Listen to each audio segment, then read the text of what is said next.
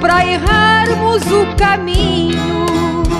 Com fé em Deus transformamos tudo em flores. Quem planta o mal só pode colher espinho. É isso mesmo, companheira, tens razão.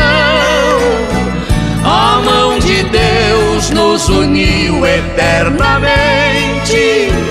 Com a sanfona, o violão e o nosso verso, nós prosseguimos alegrando toda a gente.